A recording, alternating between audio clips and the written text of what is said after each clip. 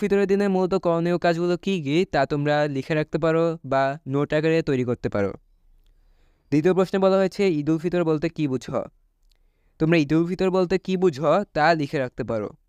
3 নম্বর প্রশ্নে বলা হয়েছে ঈদের আনন্দ উদযাপনে তুমি কী কী করো। ঈদের আনন্দ উদযাপনে তোমরা মূলত কী কী করো তা তোমরা নোট আকারে তৈরি করতে পারো বা লিখে রাখতে পারো। 4 নম্বরে জাকাত বলতে তুমি কী বুঝো। জাকাত বলতে তুমি মূলত কী বুঝো তা তোমরা লিখে রাখতে পারো বা তোমাদের ইসলাম ধর্ম বিষয়ক বই থেকে মুখস্থ করে নিতে পারো।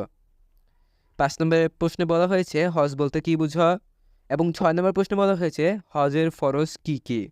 এই ছিল মূলত একক কাজের প্রশ্নগুলো। এখন যদি আমরা জোড়ায় কাজের প্রশ্নগুলো দেখি, সেখানে প্রথম প্রশ্নে বলা হয়েছে হজের ফজিলত সম্পর্কে জোরে আলোচনা করো এবং বিশ্লেষণ করো। হজের ফজিলতগুলো কী কী এবং তার সম্পর্কে প্রথমে তোমরা জোরে আলোচনা করবে, তারপর তা বিশ্লেষণ করবে। 2 নম্বর প্রশ্নে বলা হয়েছে হজের তাৎপর্য কী কী তা জোরে আলোচনা করো এবং খাতায় লিখে রাখো।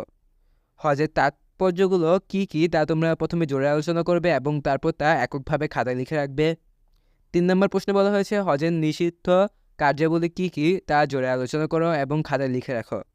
হজের কিছু নিষিদ্ধ কার্যাবলী রয়েছে, তা তোমরা সবাই জানো, তা তোমরা প্রথমে জোরে আলোচনা করবে এবং তারপর তা এককভাবে খাতায় লিখে রাখবে। এ ছিল জোড়ায় কাজের প্রশ্নগুলো। এখন যদি আমরা দলীয় কাজের প্রশ্নগুলো দেখি, সেখানে প্রথম প্রশ্নে বলা হয়েছে হজের ওয়াজিবগুলো কী কী তা দলীয়ভাবে আলোচনা করো এবং উপস্থাপন করো। দ্বিতীয় প্রশ্নে বলা হয়েছে হজের গুরুত্ব নিয়ে দলীয়ভাবে আলোচনা করো এবং প্রতিবেদন তৈরি করো। হজের গুরুত্ব নিয়ে তোমাদের প্রথমে দলীয়ভাবে আলোচনা করতে হবে, তারপর তা নিয়ে একটি প্রতিবেদন তৈরি করতে হবে।